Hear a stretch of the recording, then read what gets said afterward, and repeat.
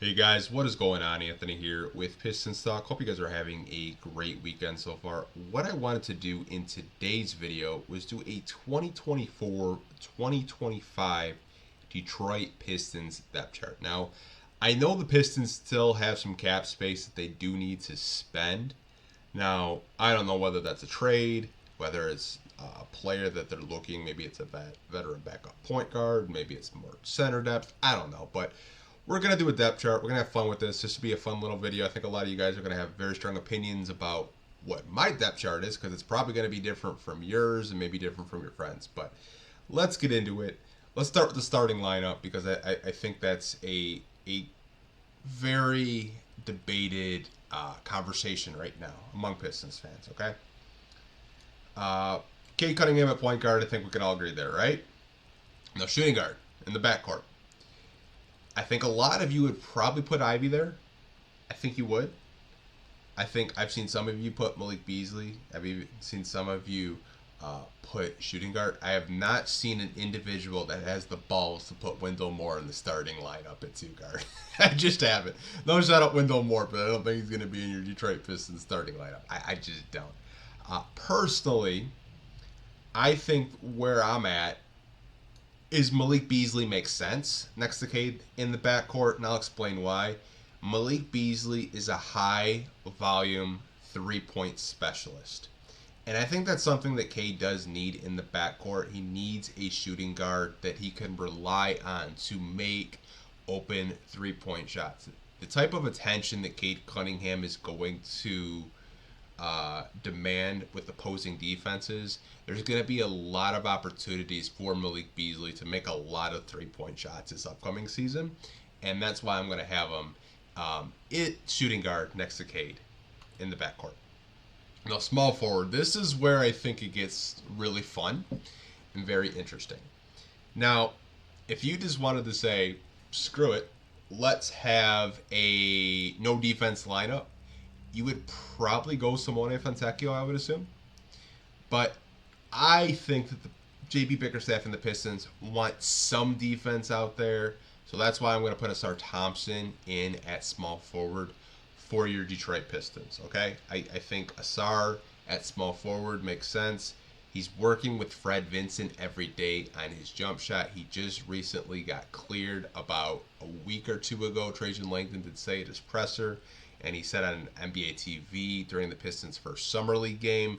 So Asar is in the lab with Fred Vincent every day working on that jump shot. So that is good to hear, and it'll be really interesting to see what Fred Vincent can do with Asar Thompson, especially with this jump shot. Now, power forward. Okay?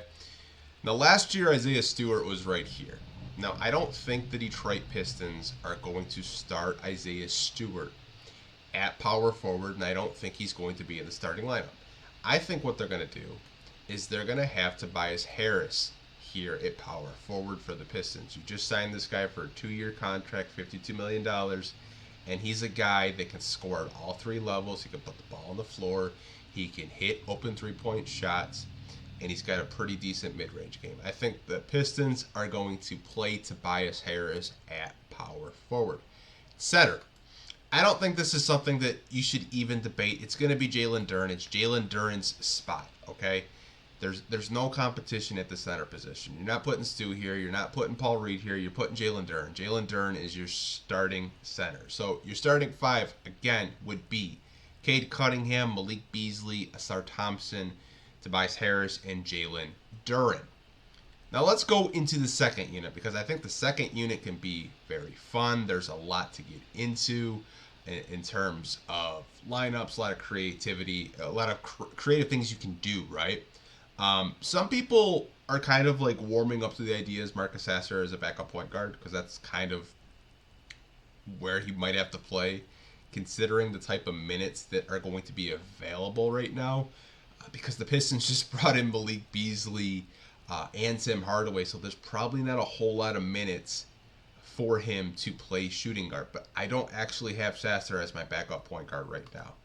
I'm going to have Jaden Ivey as my backup point guard. Now, I know JB talked about Cade Cunningham and Jaden Ivey play together. He did say that He will try to stagger them because that's what he did with Donovan Mitchell and Darius Garland in Cleveland. Now, if you guys think that Jaden Ivey's going to be in the starting lineup, I probably wouldn't have a problem with that. I think there's a lot of different ways you could go at shooting guard, but for this video and this just, you know, rotation, if you will, I'm going to have Jaden Ivey as my backup point guard to lead the second unit.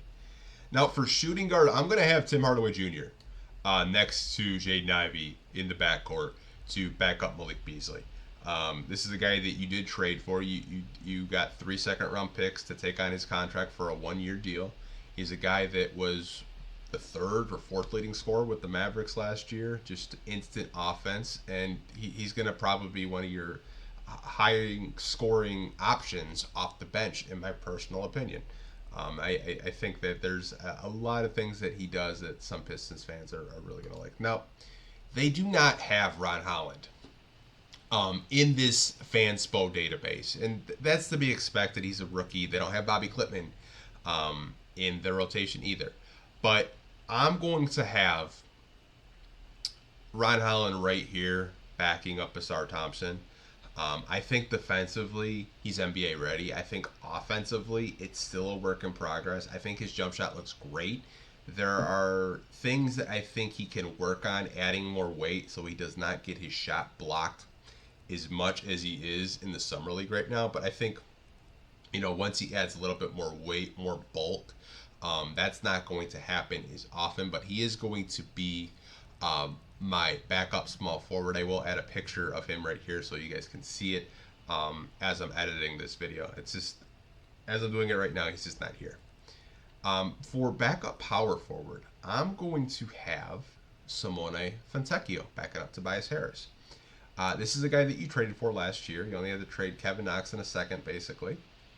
And he was one of your better players next to Cade Cunningham. He was one of the leading scorers with Jaden Ivey. He was at 15 points a game when he did come to Detroit.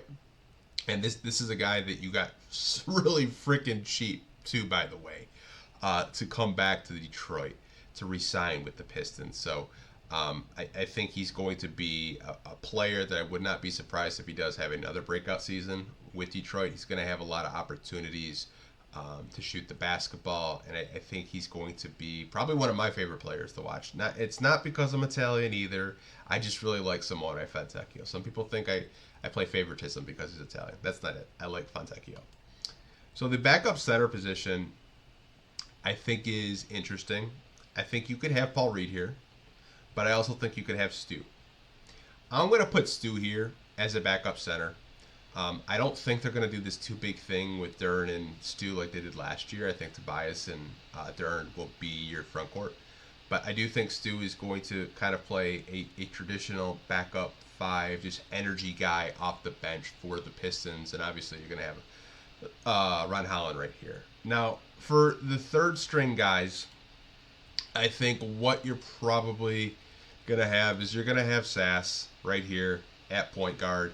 You can put him at shooting guard too if you wanted, but I think they'll probably slot him in at point guard. There's just not a lot of room for him right now, and it's not really his fault. It's just kind of like how the roster has been constructed. I do still think he will get some playing time. It might not be a lot, maybe 10, 15 minutes a night, because he's the type of player that you probably want his instant offense, and maybe JB kind of rides Marcus Sasser when he does have the hot hand, when he's scoring a lot, because when he's hot and when he's just scoring the basketball, he's one of the better players in the NBA. I mean, I still remember the Milwaukee Bucks game where he went absolutely crazy. Even the Summer League game yesterday, he was really good at scoring the basketball. So I think that's something that the Pistons can look at in terms of just kind of where to use him. I just don't know where he's going to get the minutes. I'd assume it's going to be point guard just because there's so much logjam right now with the shooting guard position. Now, Wendell Moore, I think he may be in the G League this year. I do. I know the Pistons traded for him. I don't know if he's still going to be on the team. He could be waived for all I know. I don't know. I know he was just a trade piece that the Pistons had to take on to trade up so they could select Bobby or Bobby Clipman. I don't know if it's Bobby or Bobby, so I know you guys can correct me, but he was a player that the Pistons did get from Minnesota, and he's a former Blue Devil with the Duke. So there's that. Um, I think for a backup small forward, or not even backup. This would be a third string small forward. I did see Tosan Awoma yesterday at Summer League. I'd assume he's still possibly on a two-way deal with the Pistons, or going to get a new two-way deal. He was a guy that the Pistons really liked in the G League, from what I heard, and really smart kid, really good at cutting. Um, but I don't know if he's still gonna be on the team. Just for this video, I will put him as a third string small forward, but I think he's gonna spend most of his time in the Cruise. I do. Now, right here, I'd obviously have Bobby Clipman, but he is not in the database for the Detroit Pistons. He did get a standard contract. Now, this is what I will say. I think Bobby Clipman, he's probably going to be the only person in the third string area where he could possibly crack the rotation and get playing time, because he's had such a good summer league. Really good at shooting threes. His playmaking, I think, is not talked about enough. I think he will get some playing time. I just don't know where it would be in the rotation, but I do think the Pistons really like what they got out of him in the second round, and I think a lot of Pistons fans are actually kind of happy with that too. Now, Paul Reed as a third string center. Now, assuming they want to use Isaiah Stewart as a backup center, I think he would be your third string, or maybe you possibly have Paul Reed as a backup center. That could honestly happen, but for right now in this video, we're just gonna have him as a third string center. Again, like, Stu could possibly be traded. We really don't know what's gonna happen with him. His name's been thrown around in tons of trade rumors. As of late, is a guy that could be on the move. I mean, the Pistons did just give him an extension, but I honestly think that he will be on the roster. I do. I think there's a lot of things that he does well that I think is more valuable off the bench rather than starting. But this is basically what I'm thinking for your Detroit Pistons in 2024-2025 as a depth chart. But I want to know what you guys think. I want to know what you guys think of the starting lineup. I want to know what you guys think of Jaden Ivey on the bench, where I have Stewart as a backup center, Fantecchio off the bench. Do you think he should start? Sasser being a third string. Ron Holland being in a 10-man rotation. I want to hear your guys' thoughts. So comment down below what you think of this depth chart. I will talk to you guys down there. Like always, hope you guys are staying safe. Take care, and I will catch you guys in the next video. Peace.